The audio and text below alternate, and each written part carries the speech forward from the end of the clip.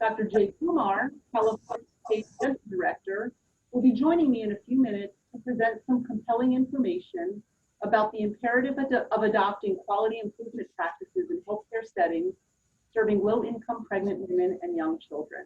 This webinar is the first session in the Quality Improvement in Dental Settings series. Next session will be presented next Tuesday, October 20th from 10 a.m. to noon. So please plan on joining us again next week. By completing the two-part training series, you will have the foundational skills to apply the model of improvement to improve the oral health of pregnant women, infants, and young children. Part 1 offers an overview of quality improvement in dental settings, while Part 2 focuses on applying quality improvement methodologies in dental settings. These trainings are complemented by quality improvement tools for use by oral health programs to support their efforts to increase the use of preventive oral health care services during pregnancy, infancy, and early childhood. These training resources are intended to support local oral health program teams throughout California, medical and dental providers, healthcare facilities, and anyone with a vested interest in improving the oral health of these populations of focus. Development of this training program supporting resources materials was catalyzed by a grant from the U.S. Health Resources Services Administration, also known as HRSA, to reduce the prevalence of oral disease among high-risk populations, specifically focusing on low-income pregnant women and infants. HRSA funded perinatal and infant oral health quality improvement projects, also known as PIOHQI, in 16 states to explore ways to, 1, increase pregnant women's utilization of preventive oral health care, 2, increase the percentage of children who have dental homes by age 1, 3, reduce the prevalence of oral disease in pregnant women and infants, ultimately reducing dental caries throughout early childhood, and 4, reduce oral health care expenditures. Before we get started, let's discuss a few housekeeping items. This webinar is being recorded and will be posted to the COTAC website as an enduring resource. If you haven't already received an email from COTAC with the training guide, please visit the COTAC website via the link shown on this slide to download the document as reference. Everyone is muted, so if you experience any technical difficulties during the webinar, please use the chat box to connect with our experts for help. You also can use the chat box to share commentary throughout the presentation. Please use the Q&A box to ask questions that you would like addressed during the webinar, or for us to address in an FAQ document shortly after this webinar. We'll check the Q&A box periodically during the presentation to answer questions as time permits. Finally, at the conclusion of the webinar, please complete and submit the program evaluation learning assessment form.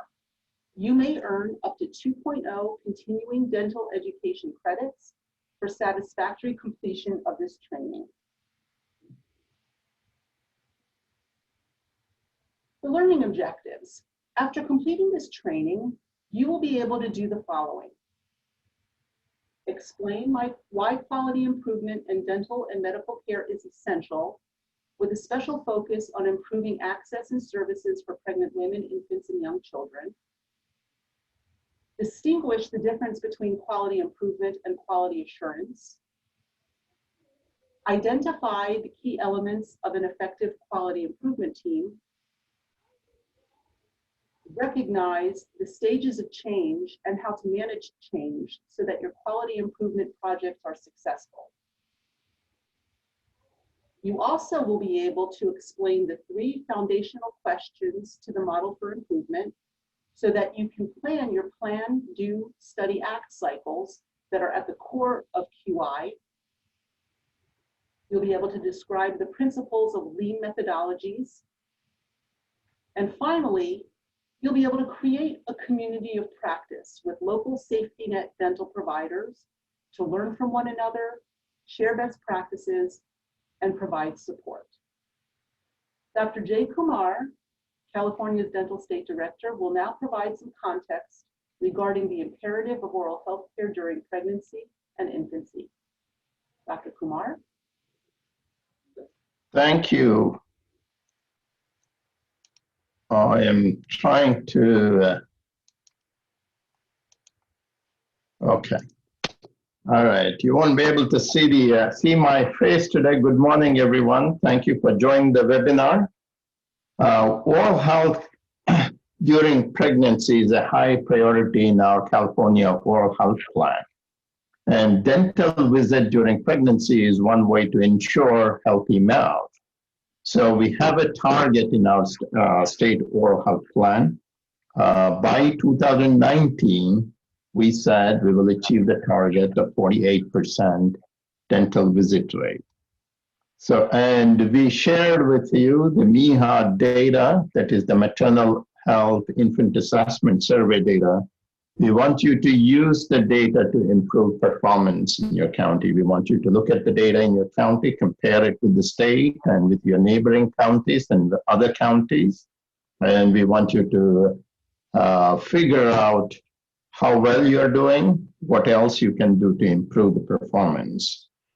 So we have been working on this issue at the national level, at the state level for a long time.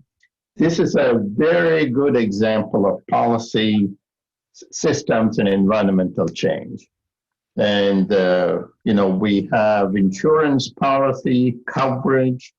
We have organizational policy. Different organizations recommend dental care during pregnancy.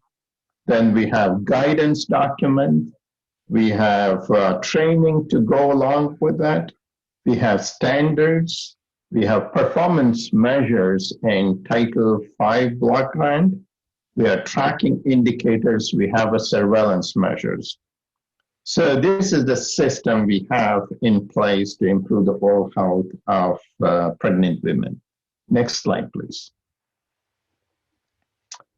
So one of the reasons why we want to improve the oral health of pregnant women is because children's oral health is correlated with mother's oral health. And we want to prevent early childhood caries. And this data comes from the national survey showing trends over time, changes over time from last decade to this decade with respect to prevalence of dental caries in primary teeth among children 2 to 5 year olds. So these are very young children. And this is by poverty status. And what it shows is tooth decay in young children declined from 96, 2004 to 2011, 2016. So this is very good news because the previous survey, when compared to the previous decade, had shown a slight increase. So we were all concerned about increase in prevalence of dental caries. Instead, we see the reverse. So this is good news. And another good news is the decline among poor and near poor was greater than those not poor.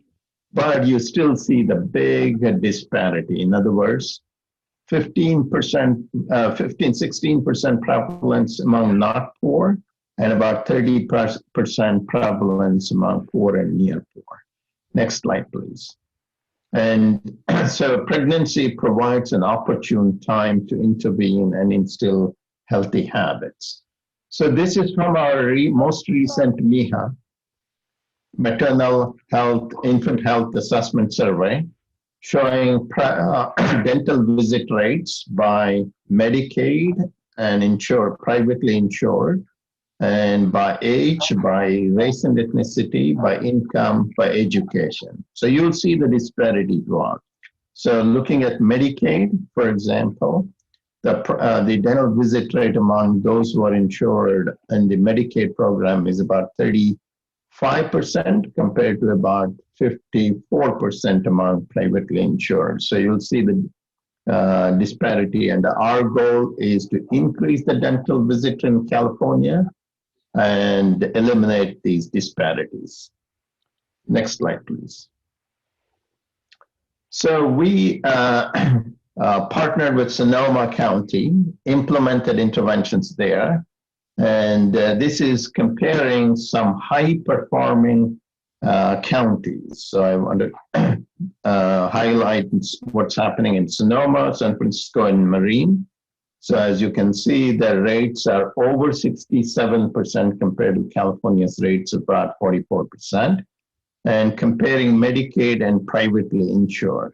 So one interesting finding about Sonoma is among those who are insured in Medicaid, insured with Medicaid, the rate is higher compared to privately insured in Sonoma, whereas it's the reverse. So I'm always interested in looking at variation and the causes of this variation. We may not be able to explain everything, but to the extent possible, we want to identify best practices that have made this difference in utilization rate in different counties. So I want you to look at your utilization, compare with some of the rates, and then start asking questions why the rate is higher in some of these counties. And hopefully you'll be able to use the data to drive changes in your county. So what is that Sonoma did? What is their approach? And how can you replicate some of these things in your county? So now I'll ask Sonoma team to describe what are some of the initiatives they undertook in Sonoma. Thank you. Thank you, Dr. Kumar. Before we continue, let's take a quick poll. How would you characterize your familiarity with quality improvement concepts? A, expert. I've been doing QI for several years. B, mid-level. I've participated in some QI activities. C, novice. I've little knowledge about or experience with QI. Take a half a minute to do that.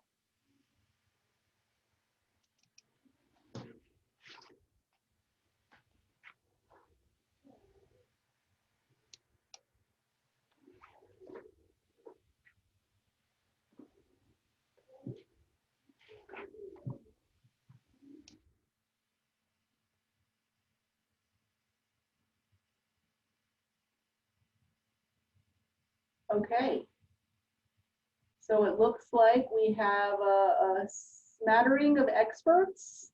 About 4 out of 10 of you are mid-level and about a little over half are novice. So that's good to gauge that I think you're in the right place, and we're going to learn from each other today too. So thank you.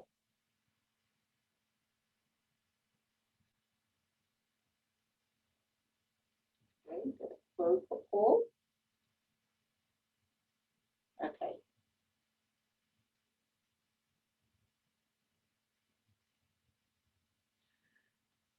So as Dr. Kumar mentioned, Sonoma County has been involved in an initiative, and the underlying health indicators you saw on his slides catalyzed development of this training program.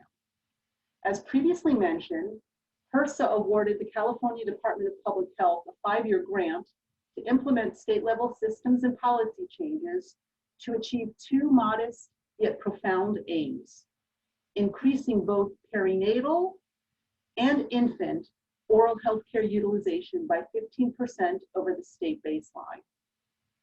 The methods for achieving these aims included: 1, convening and hosting knowledge sharing meetings with various stakeholders and programs serving perinatal and pediatric clients.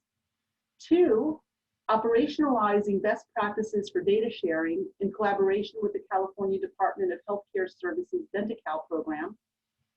3, integrating oral health into medical care delivery protocols for pregnant women and infants, including oral health assessment and referral to dental providers. 4, developing and piloting a statewide approach for improving the oral health of pregnant women and infants. And finally, participating and contributing to the PIOHQI National Learning Network hosted by HRSA. The California Department of Public Health's approach was intended to foster the following. First, the recognition of the need for improving the oral health status of pregnant women and young children. And second, the adoption of a quality improvement culture among safety net clinics serving these populations. This systems change approach included conducting surveillance to inventory and enlist relevant local public health jurisdiction assets, such as maternal, child, and adolescent health programs, maternal, infant, and early childhood home visiting programs, WIC, local dental health coalitions, and safety net healthcare providers serving pregnant women and infants. This approach also included hosting an educational event for healthcare professionals serving pregnant women and infants. The goal of this conference, convened in 2016, was to foster collaboration between local FQHCs, Medi-Cal managed care providers, and private healthcare providers, to synergize care delivery and improve care coordination between perinatal and pediatric medical providers and oral healthcare providers, to standardize the distribution of Medicaid benefits through increased understanding of covered services and removal of barriers to providing care to women and infants, to share best practices for providing oral health services to pregnant women and infants, and to highlight local champions for implementing best practice models. Third, the approach included forming a community of practice comprised of 6 FQHCs, 5 in Sonoma County and 1 in LA County, and 1 Medi-Cal serving mobile clinic. Each of the partners committed to integrating quality improvement into their operations for the purposes of meeting the PIOHQI aims described before. The community of practice representatives designated as their organization's oral health quality improvement champions met to learn the nuts and bolts of conducting quality improvement projects at their respective sites. They conducted rapid cycle QI projects at their clinics, and they reconvened quarterly to share challenges, best practices, and products of their success. Sonoma County provided backbone support to the community of practice, and the QI activities that members of the community of practice conducted at their respective sites are at the crux of the content of this 2-part webinar. We'll share more about their process and outcomes throughout this training.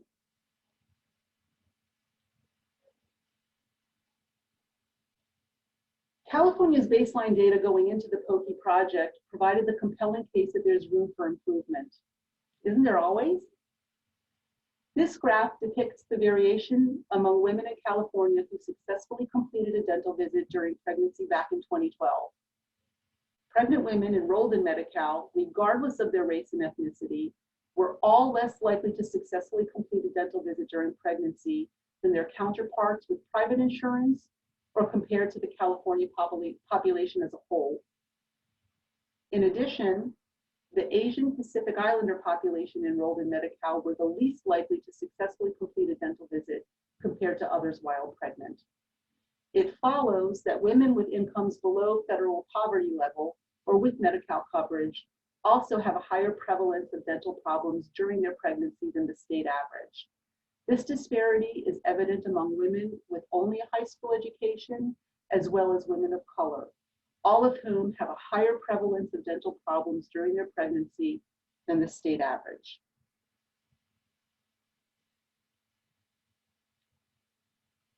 Despite spending more on oral health care and gains in oral health status among the overall US population, the Surgeon General's report at the beginning of this millennium cites the uneven distribution of these gains across subpopulations.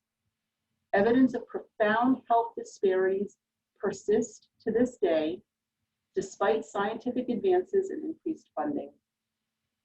According to the 2011 Institute of Medicine report on oral health, improving oral health outcomes requires implementation of quality measures and processes that promote positive change and accountability.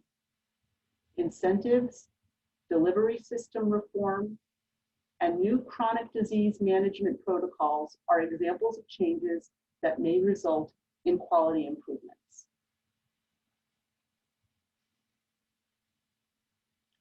Let's take a moment to answer any questions you may have about the information presented so far. Please use the Q&A box to pose your questions.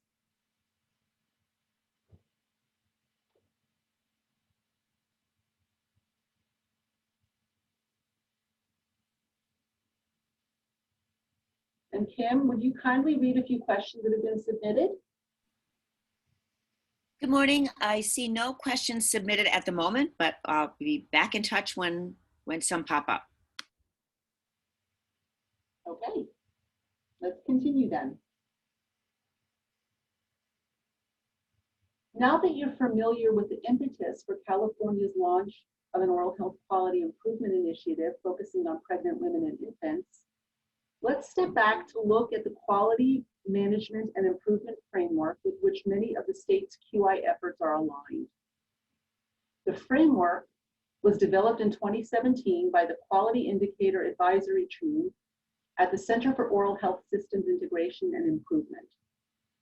This is a national consortium comprised of the Association of State and Territorial Dental Directors, the National Maternal and Child Oral Health Resource Center, and the American Dental Association's Dental Quality Alliance. This table shows some of the key factors to be measured and monitored to improve maternal-child oral health. The framework contributed to identification of the set of maternal-child oral health quality indicators that informed California's evolving PIOHQI initiative.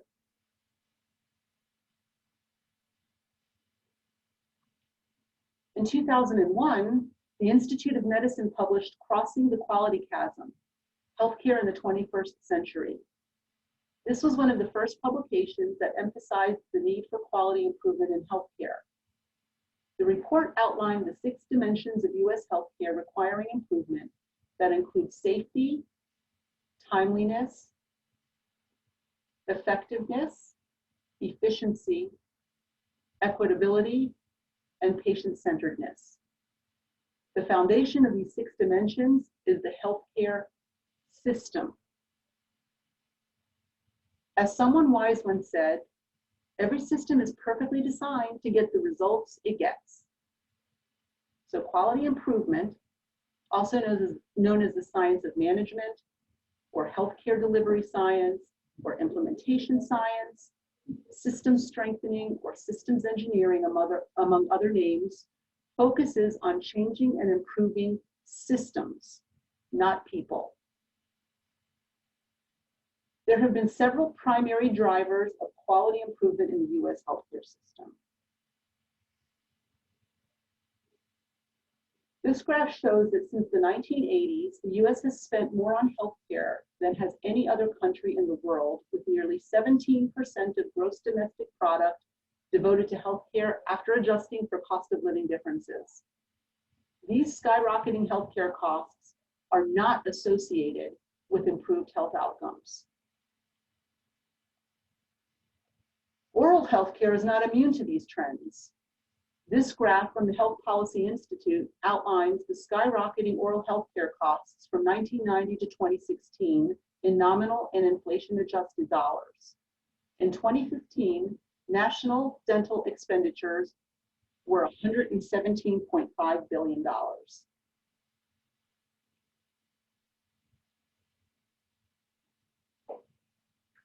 Other drivers of quality improvement in healthcare include increasing understanding of the harm and unwarranted variability our fragmented healthcare system produces, and raising awareness of these problems in the age of consumer empowerment.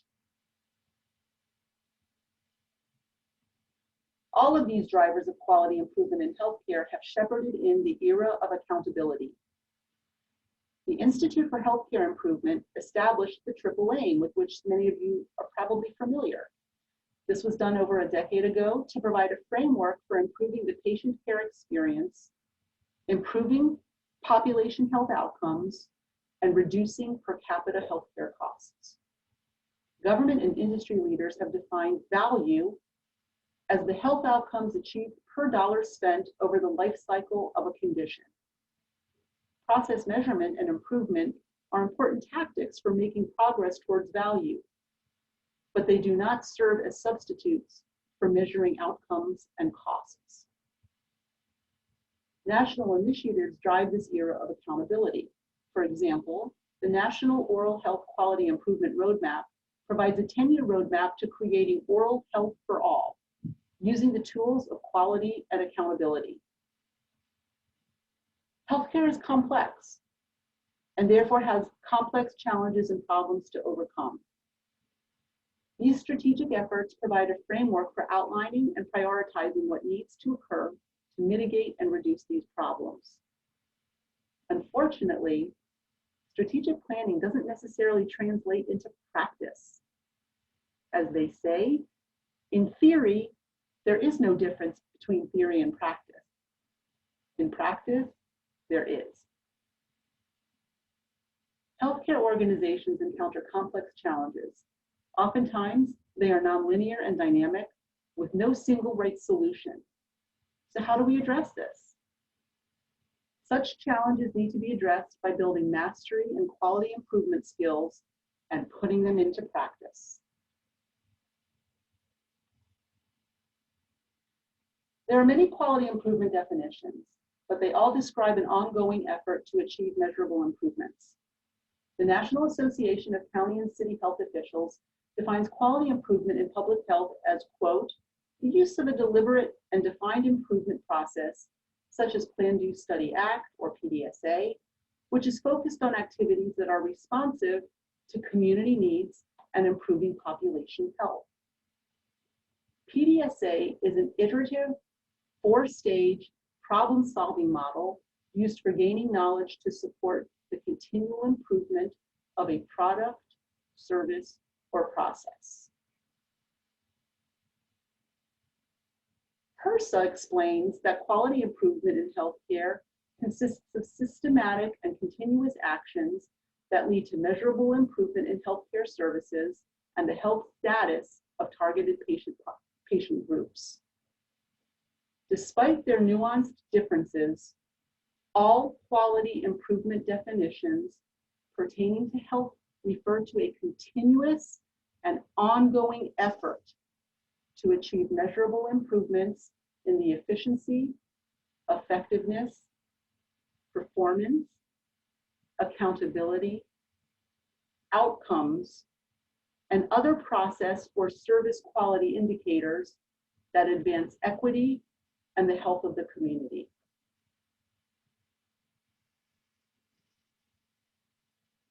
Before we continue, let's take a quick poll. How would you characterize your familiarity with quality improvement concepts? A, quality insurance and quality improvement and quality assurance are essentially the same thing. A, true. B, false. C, don't know.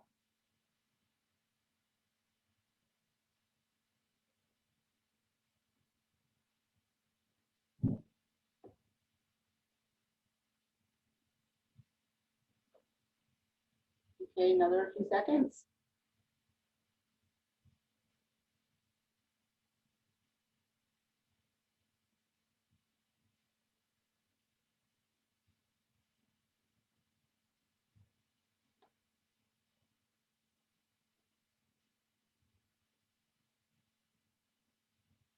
Okay, it looks like the majority of you got the answer correct. It is false. They are related, but they are very different concepts. Thank you. Let's go into describing that now.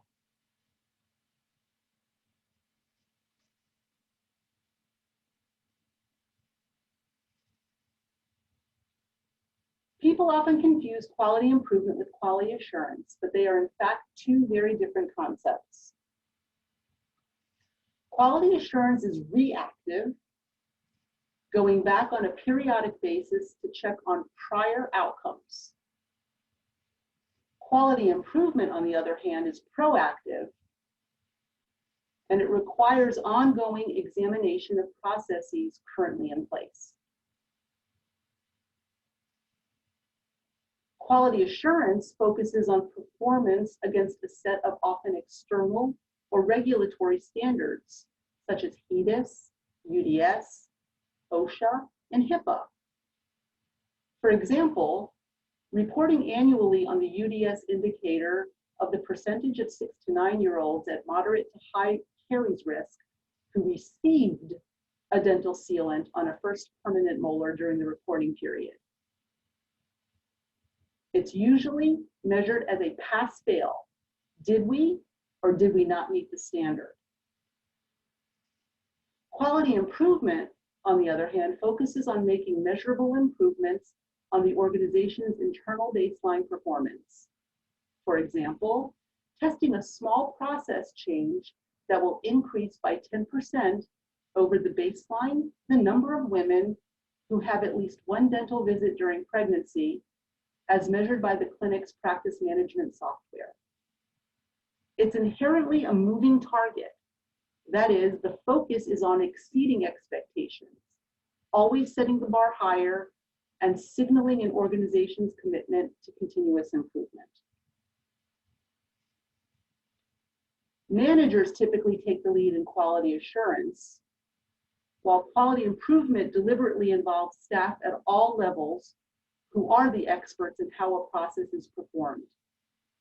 Finally, many people express concern that quality improvement is intended to weed out the bad apples or poorly performing employees. This is not the case. QI builds a common understanding of what, not who, is not working in a process, and then works to fix that element with a focus on measurable improvement.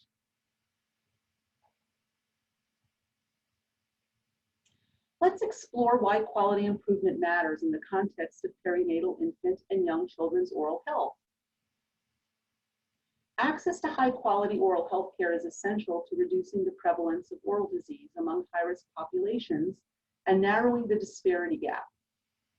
As you saw from the MIHA data on the previous slides, pregnant women enrolled in Medi-Cal, regardless of race and ethnicity, are less likely to successfully complete a dental visit during pregnancy than their counterparts with private insurance or compared to California's overall population. Pregnancy and infancy offer unique quality improvement opportunities in the clinical environment. It capitalizes on a prime time when women tend to focus more on their own health to promote the health of their baby. And evolving reimbursement policies have yielded some degree of increased Medicaid coverage for oral health care services while pregnant. Safety net medical and dental clinics are uniquely poised to test QI interventions. These organizations are not only mission-driven and committed to improving the lives of underserved people, they benefit from a range of public and private resources, such as Centers for Medicare and Medicaid Services, HRSA, nonprofit organizations, volunteers. In addition, they are required to report quality metrics to local, state, and federal entities, including third-party payers. This accountability demands that they have systems in place to support data collection and analysis, all of which facilitate quality improvement and practice transformation work. There's also considerable opportunity to improve screening, oral health education, referrals, and care coordination between OBGYNs, pediatricians, and dental providers. These conditions are enhanced when medical and dental clinics are co-located, as found in many FQHCs, and when they use off-the-shelf or adapted technology tools to support multidisciplinary case management.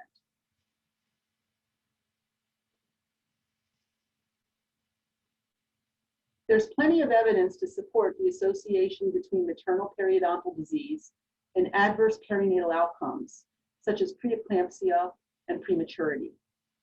Bacteria and inflammatory cytokines can reach the fetus and cause infection or can stimulate an inflammatory response that may trigger early labor.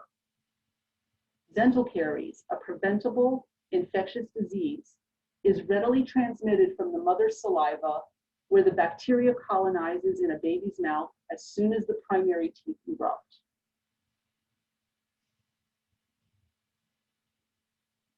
Providing oral health care as a required component of prenatal care is both safe and vital. The myth that dental treatment is dangerous during pregnancy has been widely dispelled. Evolving reimbursement policies have resulted in some degree of increased Medicaid coverage for oral health care services while pregnant, although this reimbursement varies by state. Increased healthcare touch points for pregnant women during prenatal visits and infants during well-child visits present opportunities to inform women of the importance of maintaining their oral health, the safety of dental care during pregnancy, and the benefits of getting their baby off to a good start.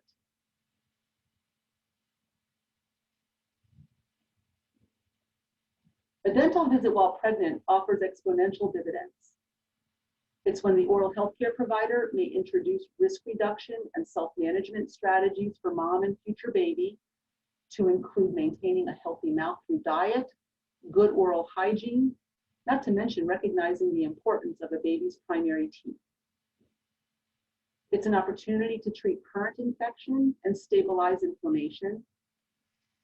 And it optimizes the pregnant mother's increased encounters with the healthcare system to promote ongoing and lifelong engagement with a dental home for her and her growing family.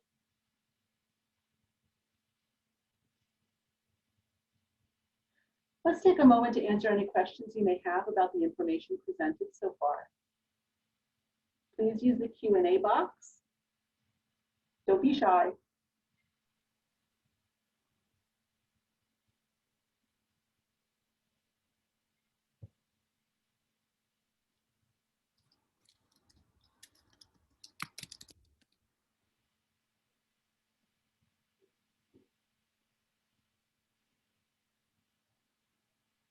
Any questions coming in, Kim?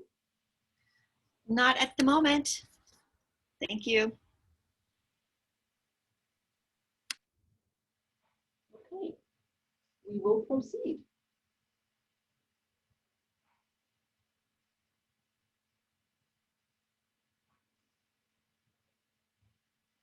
As mentioned before, QI is a fairly non-hierarchical approach that requires engagement of a team comprised of individuals involved in the process to be improved. Let's take a look at key definitions and elements of a team.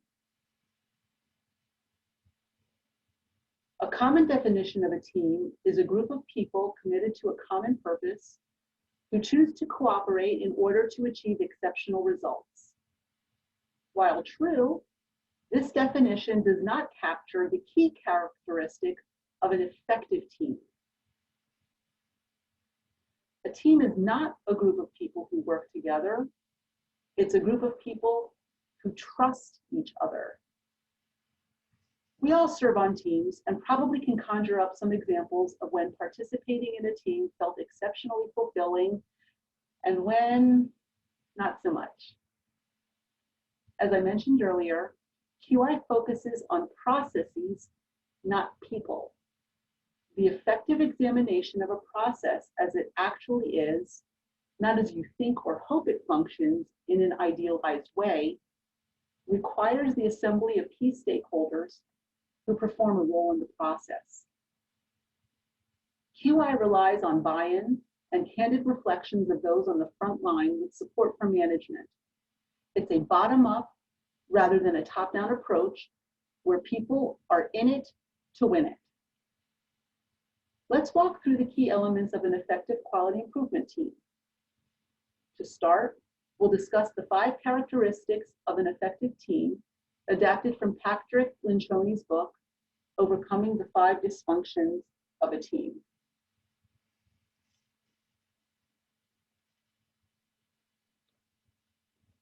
Members of great teams trust one another on a fundamental level, and they are comfortable being vulnerable with each other about their weaknesses, mistakes, fears, and behaviors. When working on quality improvement projects, trust is essential because some interventions just won't work, And that's okay, because they are trials, as in, let's try this. As professionals, we're conditioned to fear this failure. But failing is inherent to quality improvement projects. They're intended to be quick tests that help us learn what doesn't work and get us one step closer to what does work. Failure isn't weakness. It is the birthplace of innovation and creativity. So it's important to build and maintain trust with your team. There are 2 ways to earn trust. 1, have an interaction, reflect on that experience, and decide if you will trust again. As you know, this takes time. Or 2, demonstrate vulnerability in the interaction.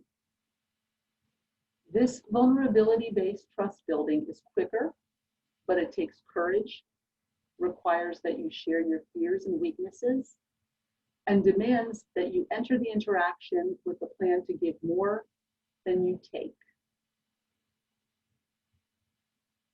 Trust eliminates fear. Fear of losing credibility or subject matter expertise, fear of embarrassment, or fear of being perceived as being inferior. It's been said that you earn trust in drips, but lose it in buckets. So make sure that once you have established trust among your team, you nurture and respect it. In the absence of trust, we don't truly collaborate, we merely coordinate, or at best cooperate. Trust transforms a group of people into a team.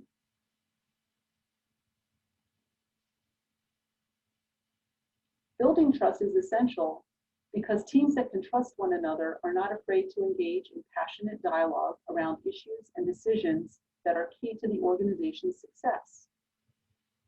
Members of great teams do not hesitate to disagree with, challenge, or question one another, all in the spirit of finding the best answers, discovering the truth, and making great decisions. Effective teams have mastered conflict and the art of healthy debate. When team members don't trust each other, they tend to engage in mean-spirited debates or exude artificial harmony, both of which aren't productive.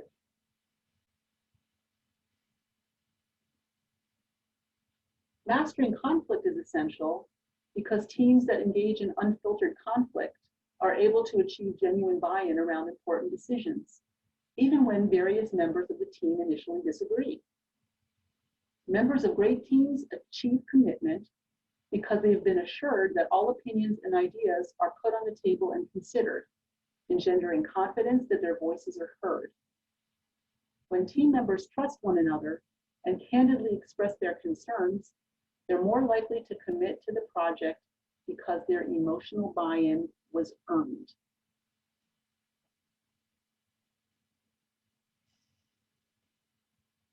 Achieving commitment and a working level of unity among team members are critical because teams that commit to decisions and performance standards do not hesitate to hold one another accountable for adhering to those decisions and standards.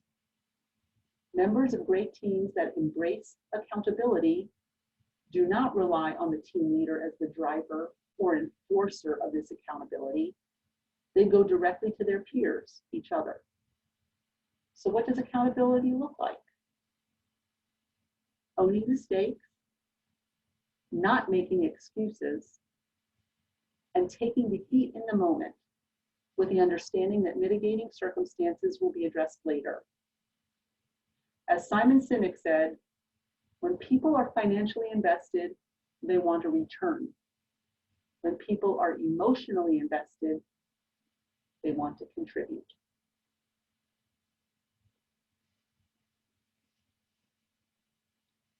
Teams that trust one another, engage in conflict, commit to decisions, and hold one another accountable are very likely to set aside their individual needs and agendas and focus almost exclusively on what is best for the team.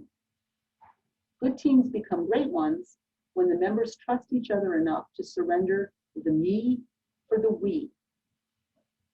Teams that focus on results do not give in to the temptation to place their department's career aspirations or ego-driven status ahead of the collective aims that define team success.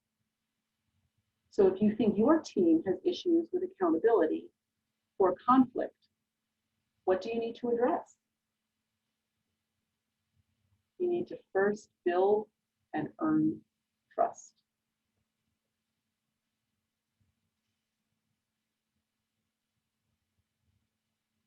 The 5 characteristics of an effective team that we just introduced apply to any team, not just your quality improvement team. But there are a few more key elements that will make your quality improvement team a success. Fostering multidisciplinary team and encouraging everyone to participate.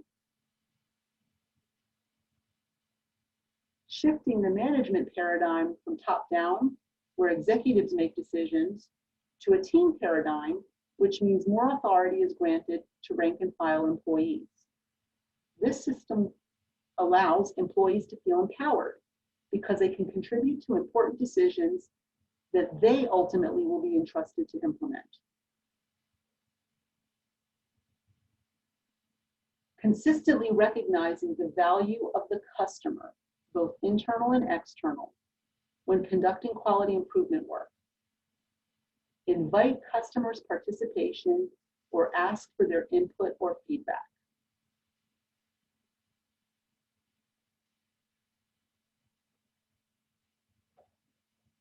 Once you have cultivated an effective team environment, it's important to have skills to manage change effectively. Every change doesn't simply equate to improvement. In fact, some changes lead to quite the opposite. On the other hand, improvement is always about change. Although it's change for the better, it is nonetheless very challenging. So even if we know we're doing good things, even better things, we need to understand that change is involved.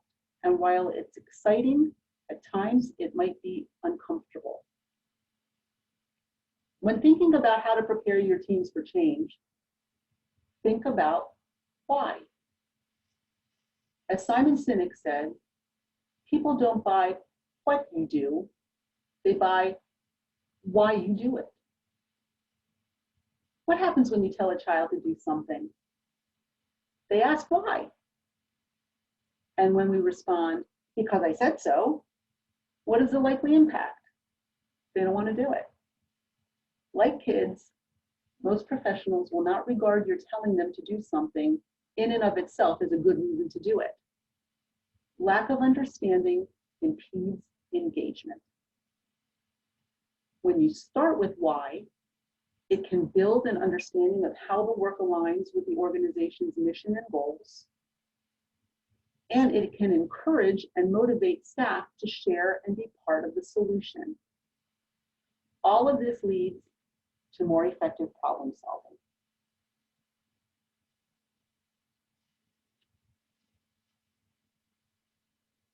So let's recap. So far, we've covered what quality improvement is, why quality improvement matters in healthcare settings, and how quality improvement is different from quality assurance. We introduced the key attributes of an effective team and provided resources for effectively preparing and guiding your team through a change.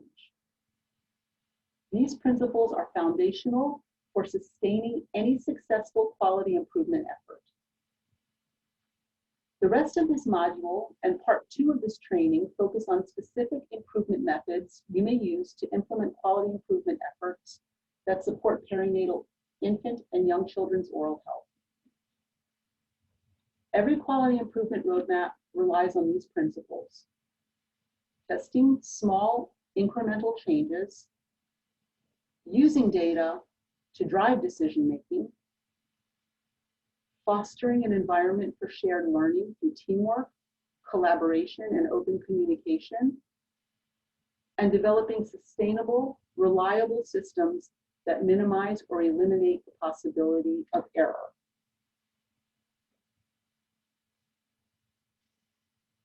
It's time for another poll.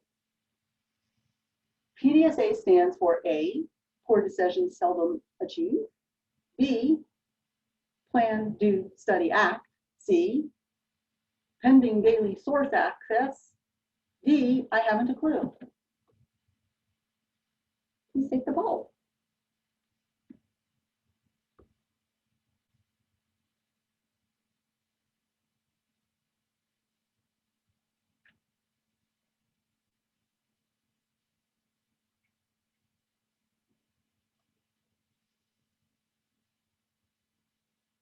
Okay, we'll give it a few more seconds.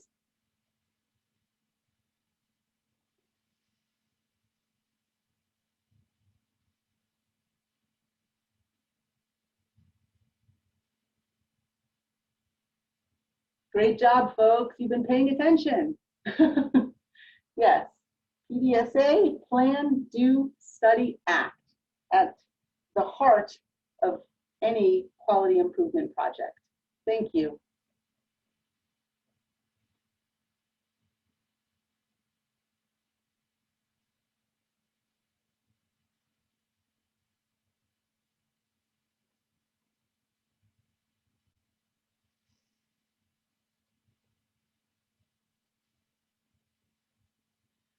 We'll limit our focus to two quality improvement frameworks: the Model for Improvement and Lean. These are frameworks that healthcare organizations around the world have used successfully to improve their processes and outcomes. The Model for Improvement is widely promoted by the Institute for Healthcare Improvement. Developed by associates in process improvement, it is a simple yet powerful tool for accelerating change for the better. The model has two parts. First, the three fundamental questions that can be addressed in any order. And second, the Plan, Do, Study, Act cycle that's used to test changes in real-world settings. From now on, we will refer to Plan, Do, Study, Act as PDSA. The PDSA cycle guides the test of a change to determine if the change is an improvement. Lean is a universal management philosophy derived from the 1940s Toyota production system. The Lean methodology relies on three very simple ideas: deliver value from your customer's perspective, eliminate waste, which is anything that doesn't add value to the end product or service, and promote continuous improvement. So let's take a look at the Model for Improvement. It focuses on three fundamental questions. What are we trying to accomplish?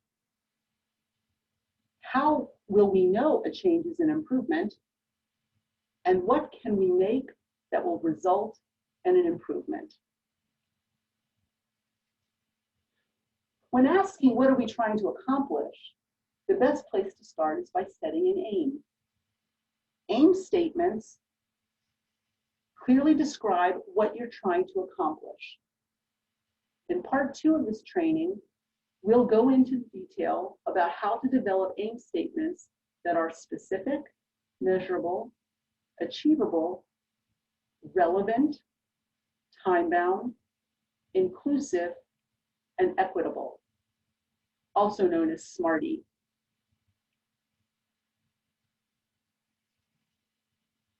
When asking, how will we know a change is an improvement, the best place to start is by establishing measurements that will help you determine whether you achieve your aim. There are different outcome measures, process measures, and balance measures that you may use. By collecting data, the team can determine whether the change resulted in an improvement. In the next training, we'll explore how to develop a data collection plan. We'll present measurement examples from real quality improvement projects targeting pregnant women, infants, and young children.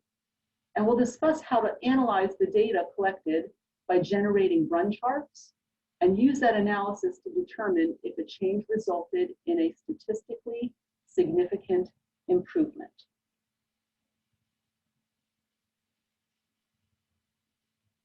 last fundamental question is, what change can we make that will result in an improvement? Changes don't occur simply by implementing a technology solution or randomly engaging in a creative problem-solving exercise. Rather, you can strategically identify changes that are most likely to result in an improvement and make the quality improvement enterprise a more efficient undertaking. The Lean methodology helps to answer this question. In the next training, we'll go into detail about how to apply Lean using process mapping tools to help identify and eliminate waste.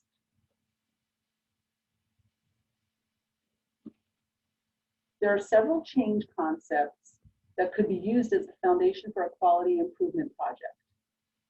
These include eliminating waste, improving workflow, optimizing inventory, changing the work environment, managing time, managing variation, and designing the system to prevent errors. Let's see what some of these may look like. Imagine your dental office is co-located with a primary care office. Perhaps no imagination needed here. We know that pregnant women and infants routinely see their doctor. So these encounters offer great opportunities to engage the mom-to-be or new mom in managing her and her baby's oral health and navigating them both to dental care. Here are some examples of changes you could implement to achieve the same. You could institute a system where the OBGYN conducts a brief oral health screening, inquires about whether the mom-to-be has seen a dentist during the current pregnancy, and if she replies no, have frontline staff connect her via video call to a point person at the dental clinic who will make her appointment on the spot. You could optimize inventory to ensure age-appropriate oral hygiene supplies, such as adult toothbrushes, infant gum wiping cloths, fluoride toothpaste, are consistently available to give to patients upon completing their doctor's visit. You could change the work environment by prominently posting key oral health messages in the waiting area and exam room to improve patients' knowledge and prompt inquiry and conversation.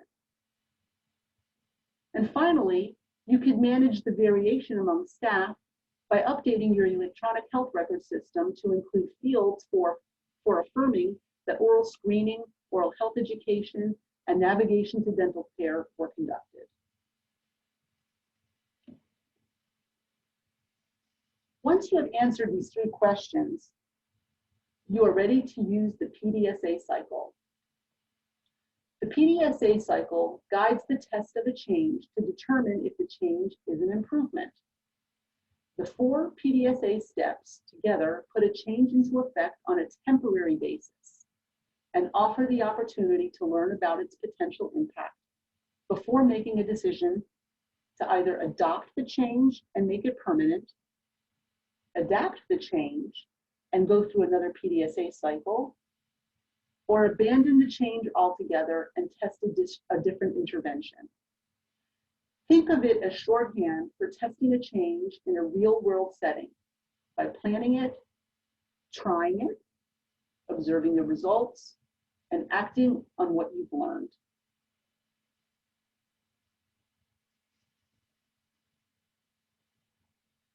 The purpose of the plan phase is to investigate the current situation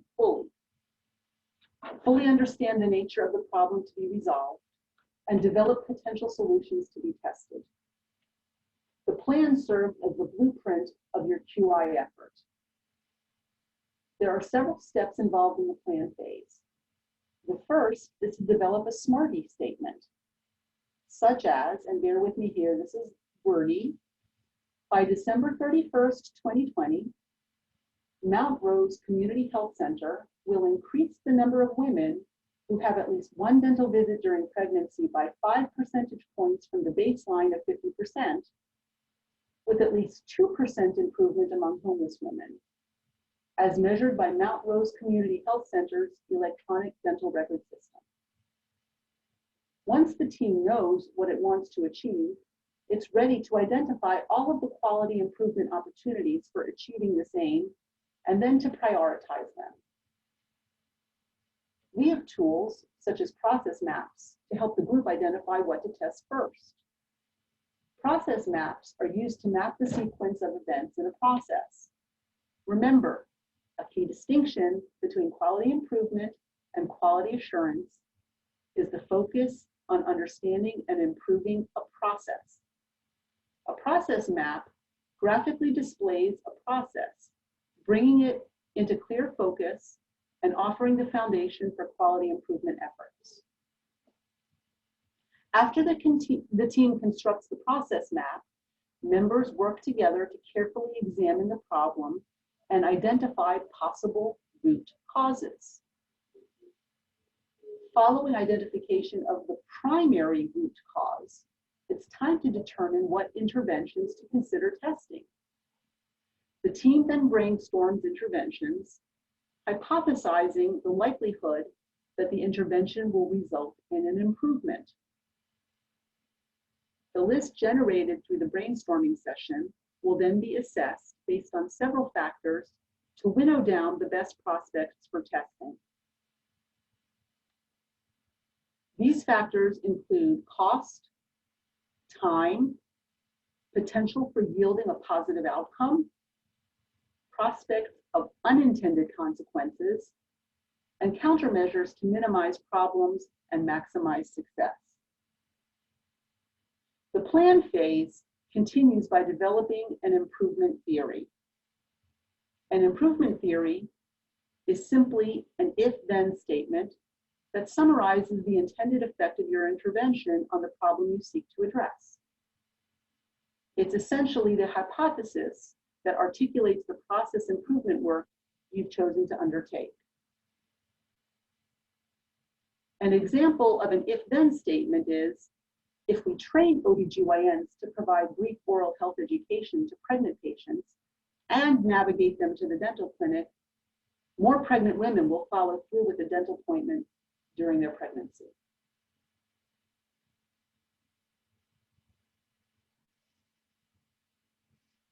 Now it's time to plan the test. The team develops an action plan with details that include the lead staff, the task, the timelines, the setting, and other descriptors that make it abundantly clear how the test will be conducted and to optimize its implementation on schedule and according to plan. Finally, the team must spell out what it will measure and the measurement tool or tools it will use to track performance outcomes related to the measurable objective in the aim statement.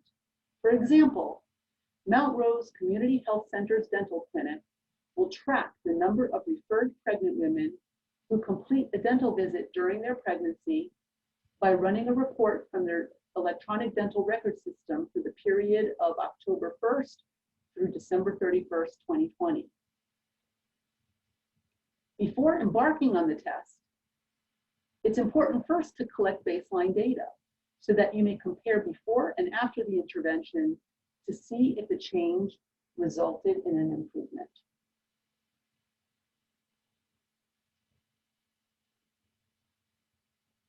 The next phase, do, focuses on carrying out the plan by implementing it on a small scale. In addition to collecting and documenting the data, you will also document problems, unexpected observations, lessons learned, and knowledge gained. For example, Mount Rose Community Health Center's dental clinic, partnering OBGYN office, hands out the dental flyer and referral form to pregnant women. The QI team from the dental office and OBGYN office meet periodically to discuss any unexpected problems and document lessons learned.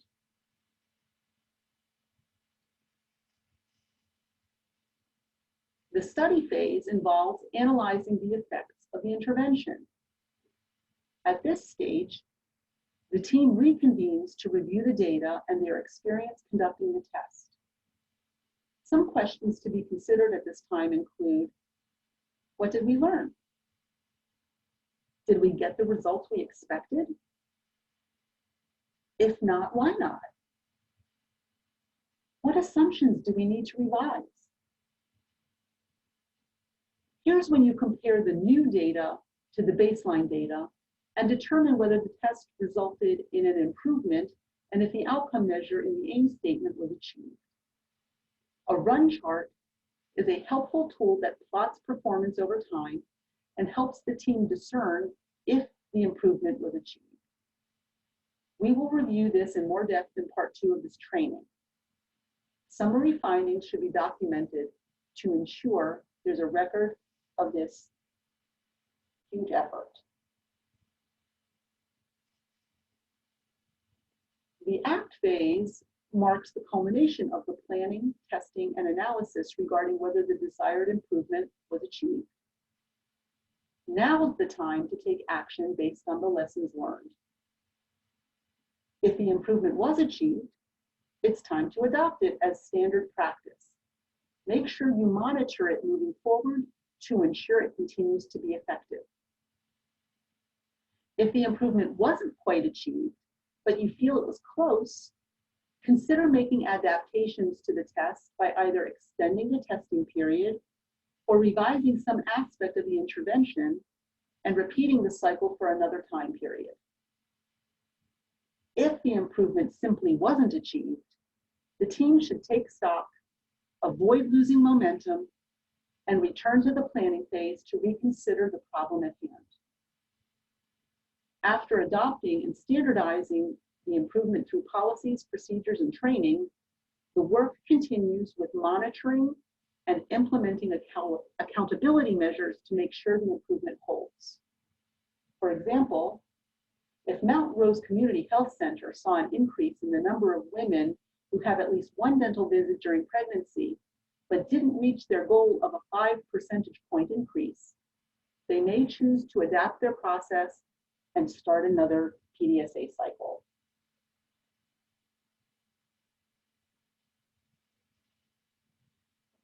Your PDSA cycles might feel small to start, but that's good. Starting with small changes helps you and your team understand the improvement process and helps foster the culture of quality improvement within your organization. Even when you become a seasoned quality improvement professional, you should still implement small tests of change. It's easier to turn a bike around than a ship, and not every change will lead to an improvement. But that's all right. Before you know it, you will have completed several PDSA cycles and learned what works well and what doesn't work well.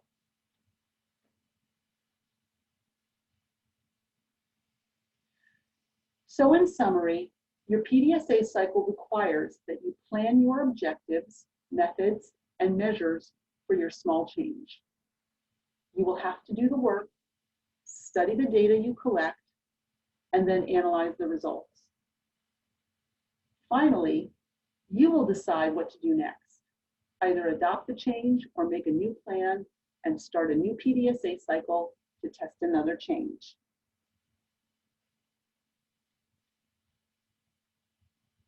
Let's take a moment to answer any questions you may have about the information presented so far. Please use the Q&A box. Okay, we have some questions. The first question is from Thomas Olinger. Here's the question. What is the motivation for dental providers of all stripes to provide preventive procedures that are very poorly reimbursed, with the possible exception of the FQHCs?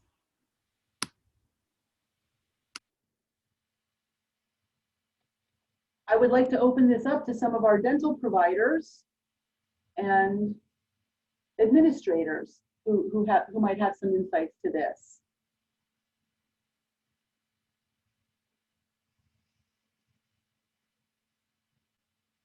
Dr. Kumar?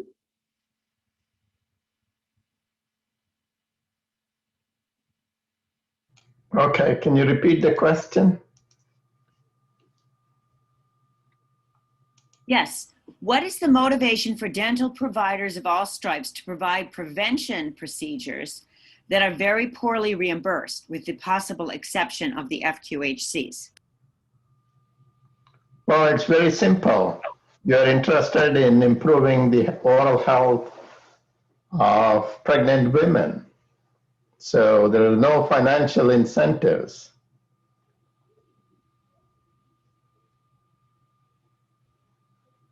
So if you're operating a business and want to make the maximum profit, probably there is no motivation. If you are interested in improving health and you're a professional, then you treat everybody as equal.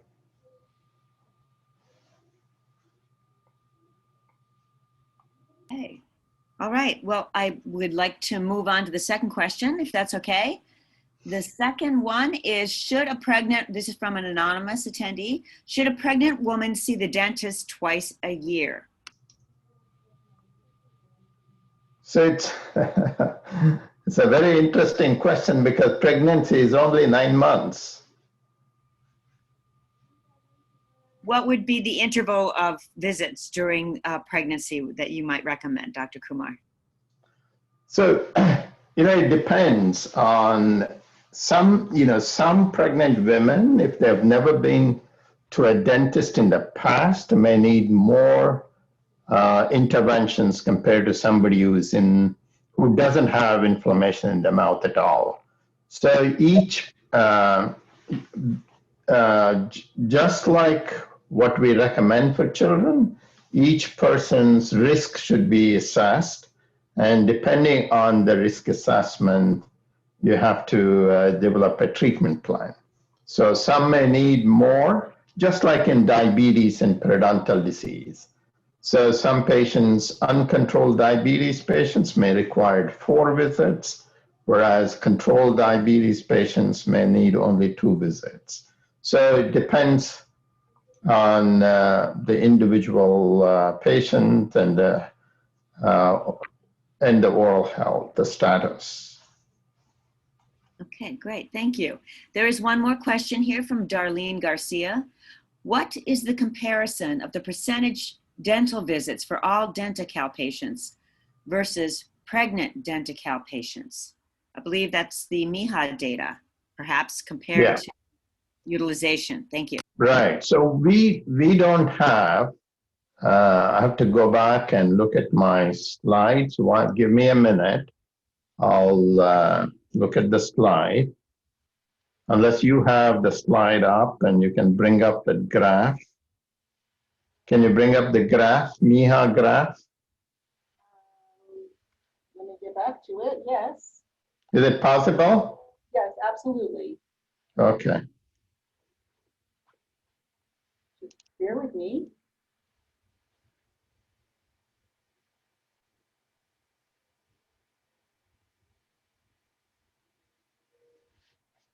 Almost there. Almost there. Okay. And the one before this. Okay. So this is from the MIHA. This is based on interview, not actually based on Medicaid claims. So in the Medicaid claim system, we don't have an indicator to say that this person is pregnant, not pregnant. So we cannot use that to analyze the pregnancy data. So this is based on the interview. And what it shows is that, you can see here 34.7% versus 53.6%. So the next slide is, can I go to the next slide? Yeah, I'm doing it right now. Okay. So Sonoma has to explain here why the Medicaid utilization of dental services among pregnant women enrolled in Medicaid is almost double that of the statewide average. Kim or CB, you have any thoughts? From my perspective, the Medi-Cal service providers are making a concerted effort to navigate their pregnant patients to dental care. And they've implemented several actually quality improvement activities that have, I think, yielded some of this. Now, granted, these data are pretty early compared to when the PIOHQI project came into being, but I do feel pretty confident in saying that this demonstrates the underlying just focus and intention to address this issue, knowing that ultimately the rewards for the health outcomes and reduced costs and improved patient satisfaction are going to be tremendous for them. Oh, I misread Miss Darlene Garcia's question. She was asking about what is the comparison of the percent dental visits for all Denti-Cal patients versus pregnant Denti-Cal patients. Yes. So this is, this we cannot answer, as I said, based on the Medicaid data. Okay, so the best one is here using this. So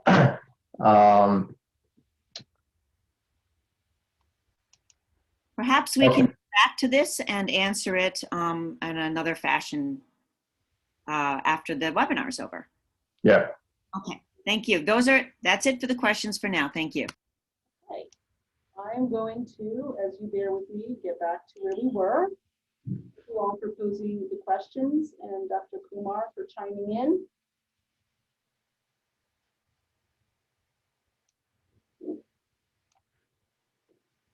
Going a little too far.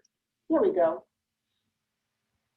When applying the model for improvement, one of the toughest questions to answer is what change can we make that will result in an improvement? Best practices or educated guesses are a great place to start. But why do that when you can strategically identify the changes that will result in an improvement?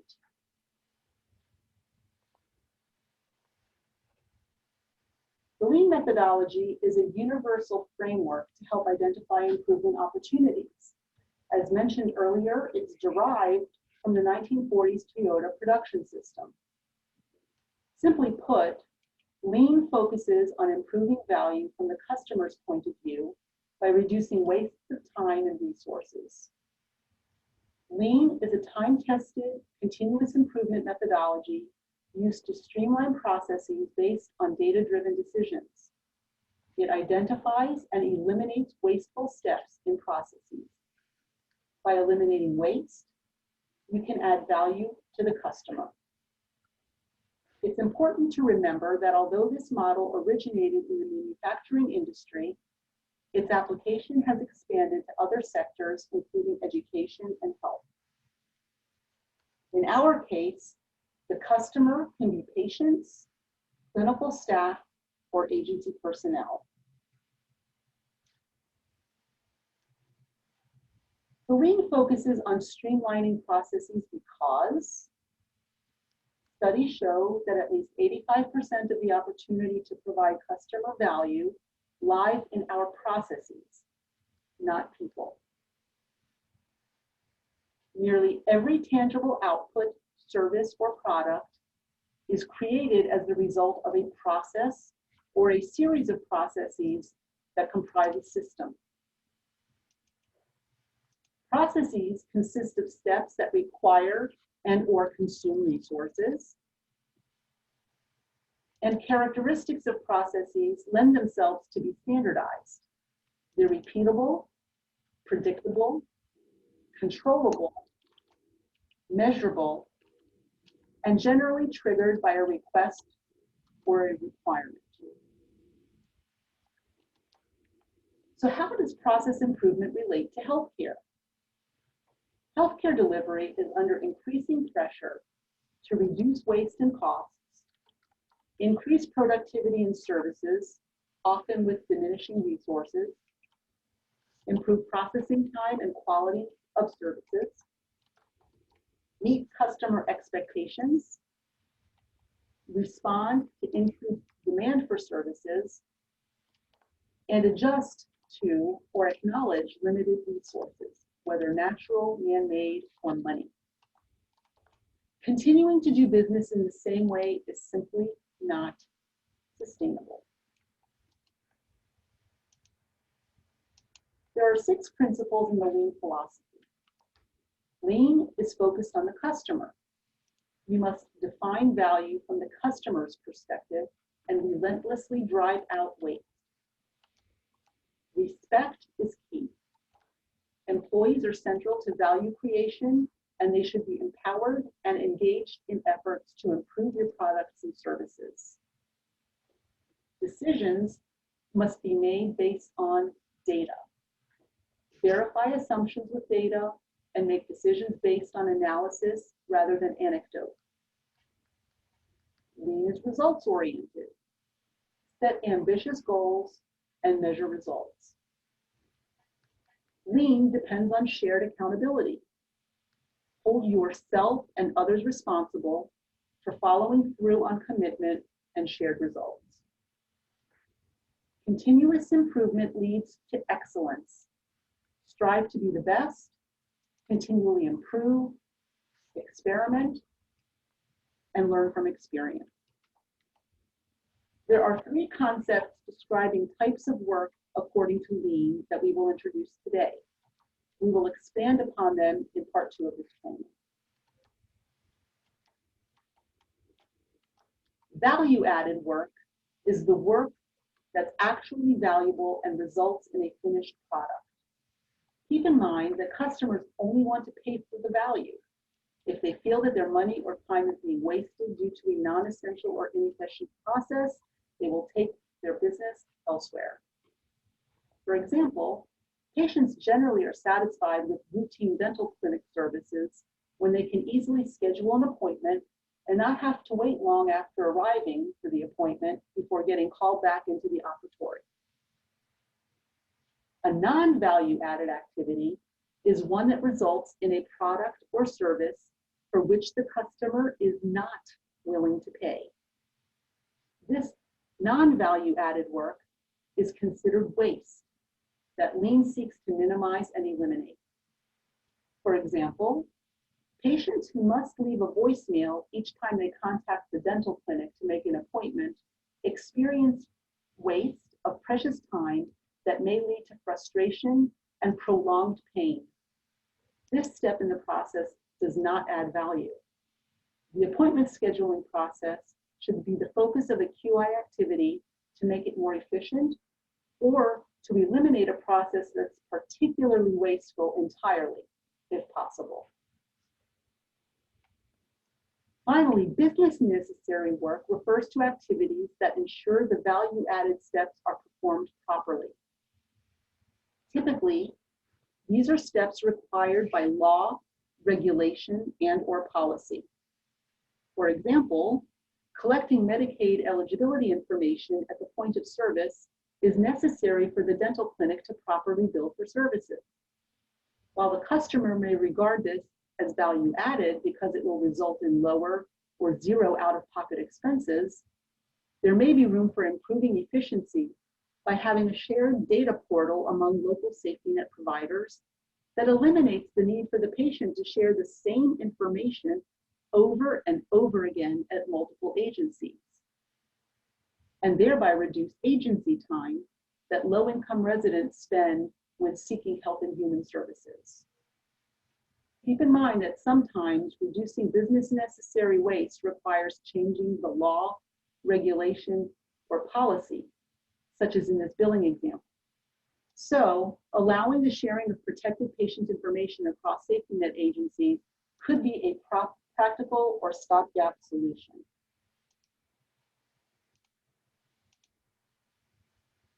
Process mapping is a lean management method for analyzing the current state of a process and designing a future state that adds value for the customer. The process map, also known as a flowchart, workflow, value stream map, or process flow diagram, offers a visual representation of the sequence of steps in a process. It helps everyone involved in the process to understand each step, the positions and people involved in each step, and the expected output. Making the process visible helps the quality improvement team identify ways to simplify steps, improve efficiencies, and decrease the opportunity for waste and error. It also facilitates identification of the tasks that add value, are business necessary, or waste. Waste is anything in the process that uses time and resources, but does not add value in the eyes of the customer. Things customers do not want to pay for. Lean provides a framework for identifying problems in a process and common forms of waste.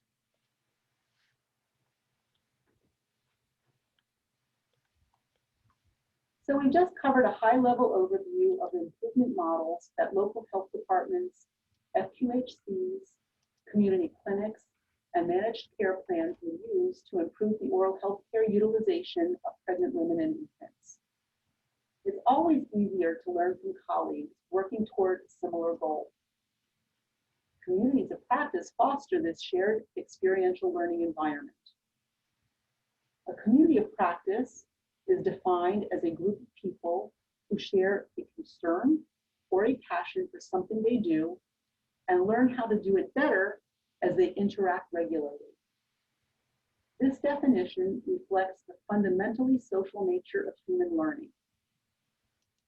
In all communities of practice, the key elements are: 1, the domain. Members are brought together by a learning need they share, whether this shared learning need is explicit or not, and whether learning is the motivation for their coming together or a byproduct of it. The community, number 2, the community of practice's collective learning becomes a bond among them over time. It's experienced in various ways and thus not a source of homogeneity. The practice, number 3, members' interactions produce resources that affect their practice, whether they engage in actual practice together or separately. As we shared at the beginning of this training, forming a community of practice was an essential component of the CDPH's approach to the perinatal infant and oral health quality improvement initiative.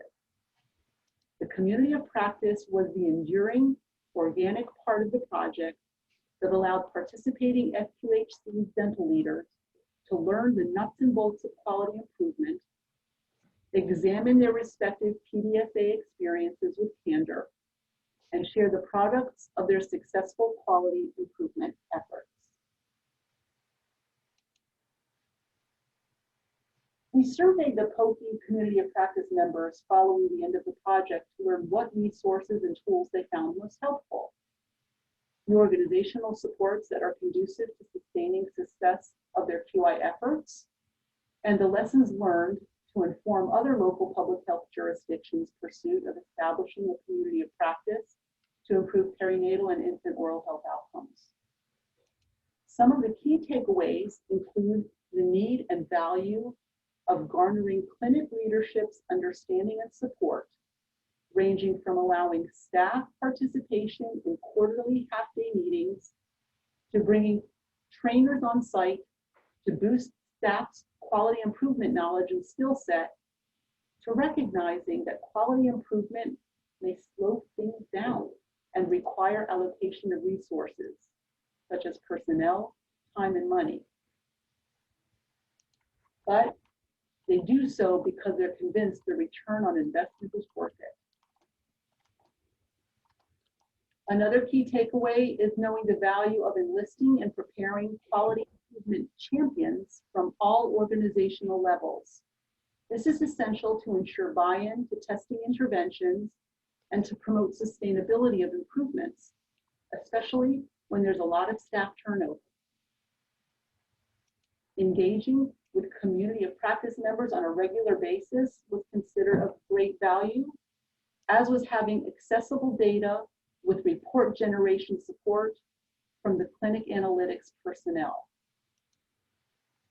They mentioned that using turnkey tools with practical examples to jumpstart and guide the process was very important to them, and working to overcome technology barriers to support scheduling, charting, and workflow also was essential.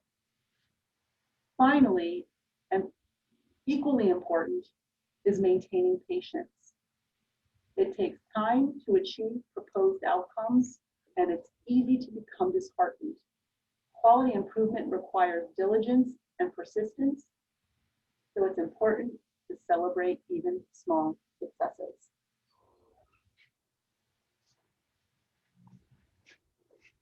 So let's recap everything discussed in this training. Over the course of this lesson, you learned how to explain why quality improvement in dental and medical care matters, to distinguish the difference between quality improvement and quality assurance, to identify the key elements of an effective quality improvement team, to recognize the stages of change and how to manage change, to explain the 3 foundational questions to the model for improvement, to describe the principles of Lean, and to list the elements of a successful community of practice. Let's take a moment to answer any questions that you may have as we near the end of our webinar.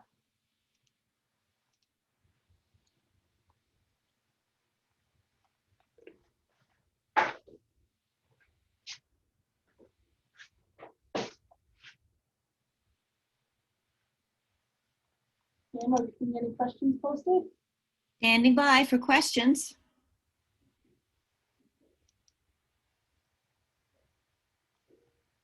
Okay. During our next lesson, we will learn how to develop SMARTY quality improvement goals. You will recall we mentioned that SMARTY stands for specific, measurable, achievable, relevant, time-bound, inclusive, and equitable.